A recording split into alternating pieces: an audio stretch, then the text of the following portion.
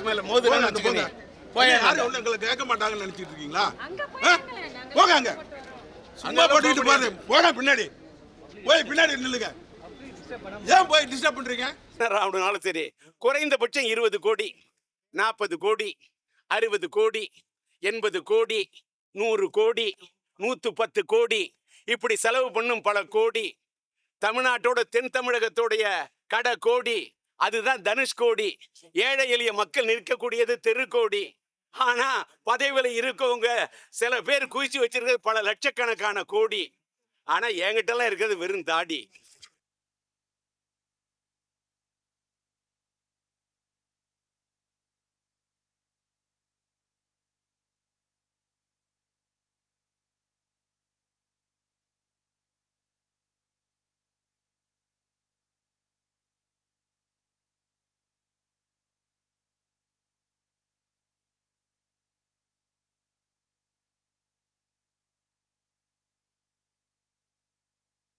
நேரமா உட்காந்துருக்காங்க. அவங்களாம் வந்து உட்காந்துருக்காங்க. கியூல பாரு எவ்வளவு வயதானவங்க நிக்கிறாங்க.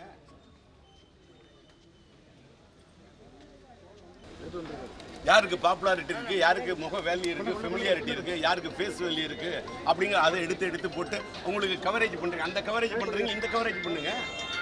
பண்ணா அது மீடியா. நான் கேள்வி கேட்பேன். ஸ்பெஷல் லைன் போட்டதா சொல்றாங்க sir. Aged persons special line போட்டதா சொல்றாங்க. எந்த லைனும் போட்டதை காட்டுங்க. போட்டதை காட்டுங்க மிஸ்டர். நீனும் தாடி நானும் தாடி. கேள்வி கேட்பேன். பார்த்து பேசுங்க. எங்கேயா கியூ போட்டிருக்காங்க? ஊரே ஏமாத்தலாம், என்ன ஏமாற்ற முடியாது. அதாவது அப்படி தூண்டி விட்டு டிஆர் கோவப்பட்டார், அதை தான் உனக்கு நியூஸ் போட முடியும். ஓ வேலை நீ பண்ணிட்டு இல்லை. காலில இருந்து ஸ்பெஷல் லைன் போட்டதா சொல்லிருந்தாங்க. போட்டதா சொன்னது வேற, செய்யறது வேறயா? சொல்றது வேற, செய்யறது வேற. உன் பேர் என்ன? பேர் என்ன? சரவணன். நீ சரவணன். நான் சருன்னு கேள்வி கேட்கிறவன், தெரியுதா? சரன்னு கேள்வி கேட்கிறவன். மேல தள்ளி வை. இன்னொன்னு, அங்க இருக்கிற அங்க லேடிஸ் மேல மோதுறான்னு வச்சுக்கோங்க.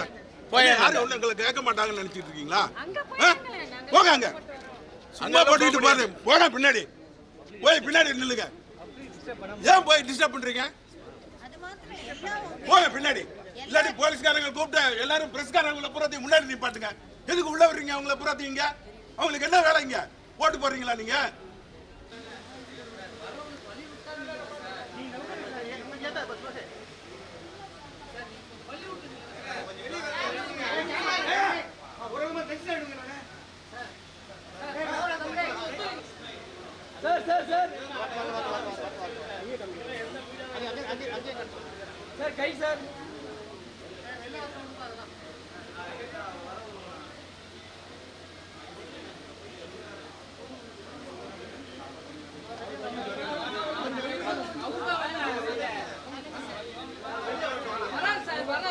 நான் தேர்தலில் வாக்களித்து விட்டேன்.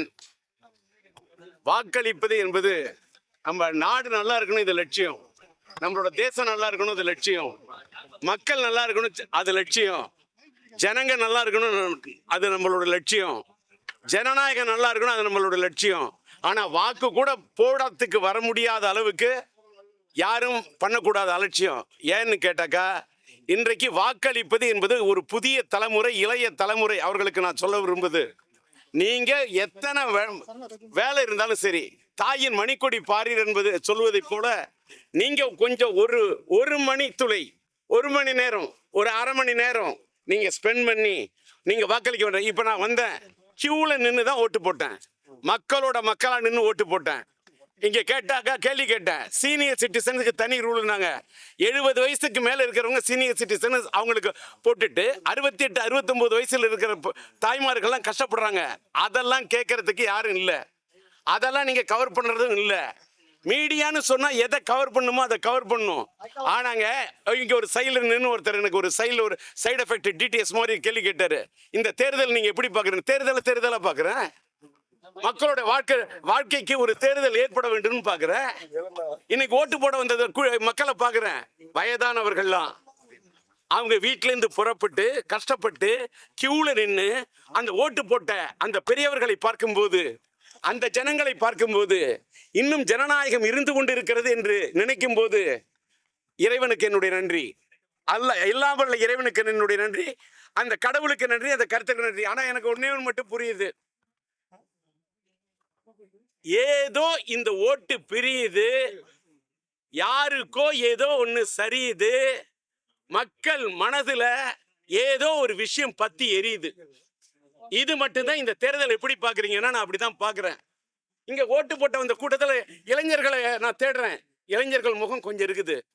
இன்னும் இளைஞர்கள் ஒருவேளை வேலைக்கு போயிருந்தா மறக்காம மத்தியானமா வந்து ஓட்டு போடுங்க. எனக்கு ஒண்ணே ஒண்ணுங்க, நான் இதை பதிவு பண்ணிட்டு தான் போவேன். பதிவு பண்றத உங்களுக்கு வாய்ப்பு இருந்தா போடுங்க. ஏன்னா என்ன பேசினாலும் சில பேர் அதை அப்படியே போடுறீங்க, சில பேர் மாத்தி போடுறீங்க, சில பேர் சேர்த்தி போடுறீங்க, சில பேர் திரிச்சு போடுறீங்க, சில பேர் மறைச்சு போடுறீங்க, சில பேர் போடாமலே இருந்துடுறீங்க. ஆனா போடுறவங்க போடணுங்கிறதுக்காக ஒண்ணே ஒன்று சொல்றேன். இன்னைக்கு ஒரு சட்டமன்ற தொகுதியில இருந்தாலும் சரி, ஒரு நாடாளுமன்றத்தில் போய் நம்ம உறுப்பினர் ஆகணும்னாலும் சரி, குறைந்தபட்சம் 20 கோடி, 40 கோடி, 60 கோடி, 80 கோடி, 100 கோடி, 110 கோடி, இப்படி செலவு பண்ணும் பல கோடி. தமிழ்நாட்டோட தென் தமிழகத்தோடைய கடை கோடி, அதுதான் தனுஷ்கோடி. ஏழை எளிய மக்கள் நிற்கக்கூடியது தெருக்கோடி. ஆனா பதவியில இருக்கவங்க சில பேர் குவிச்சு வச்சிருக்கிறது பல லட்சக்கணக்கான கோடி. ஆனா என்கிட்ட எல்லாம் இருக்கிறது வெறும் தாடி. நான் 1996 2001 வரைக்கும் பூங்கா நகர் தொகுதியில் நான் எலெக்ஷன் நின்று ஜெயிச்சேன். எல்லாம் உள்ள இறைவன் இருக்கார் மேல. அல்லேலூயா, பிரைஸ் தி லார்ட், அல்லாஹு அக்பர், ஆதி பராசக்தி, ஆஞ்சநேயா, அந்த ஆண்டவன் எல்லாம் சொல்றேன். நான்லாம் ஓட்டுக்கு நோட்டு கொடுத்துலாம் நான் ஓட்டு கேட்கல. நான் கரன்சியை நம்பல, மக்களோட கரத்தை நம்பி நின்ன. இப்ப கூட சில பேர் கரன்சியை தான் நம்புறாங்க, ஓட்டு போடக்கூடிய மக்களோட கரத்தை நம்பல. ஆனால் நான்லாம் பூங்கா நகர் தொகுதியில் நின்னப்ப மக்கள்கிட்ட போற எனக்கு போடுங்க ஓட்டு அப்படின்னு பாடி கேட்டேன் பாட்டு. ஏறின பல வீட்டோட கேட்டு ஓட்டு கேட்டு போனேன், கேட்டது ஓட்டு. ஆனா நான் ஓட்டுக்கு போடுறதுக்கு மக்களுக்கு கொடுக்கல நோட்டு. இதுதான் சத்தியம், இதுதான் தர்மம். அதனால இந்த தேர்தல்ல எந்த மக்கள் காசு வாங்காம நோட்டு வாங்காம ஓட்டு போடுவோன்னு போடுறது யாரா இருந்தாலும் சரி, அவங்க ஒரு சுயேட்சை சின்னத்துக்கு போட்டா கூட சரி, அந்த ஜனங்கள் அந்த மக்கள்லாம் அவங்க தான் உண்மையிலே ஜனநாயகத்தோட உண்மையான தீர்ப்பை எழுத வந்திருக்கக்கூடிய தெய்வங்கள். அந்த மக்களுக்கு அந்த மகேசன் தீர்ப்பை கொடுக்க வேண்டும் என்று வந்த மக்களுக்கு என்னுடைய மனமார்ந்த நன்றி, லட்சியம் கலந்த நன்றி. பேசிட்டேன்.